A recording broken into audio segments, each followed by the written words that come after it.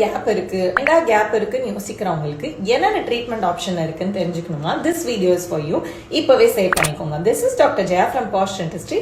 Option number 1, உங்களுக்கு teeth gap நிறைய இருக்கு, பட் டியூரேஷனும் நிறையவே இருக்கு. நேச்சுரலாவே மூவ் பண்ணி ஸ்பேஸை க்ளோஸ் பண்ணணும்னு யோசிக்கிறீங்கன்னா உங்களுக்கு ரைட் ஆப்ஷன் அலைனஸ் ட்ரீட்மெண்ட் தான்.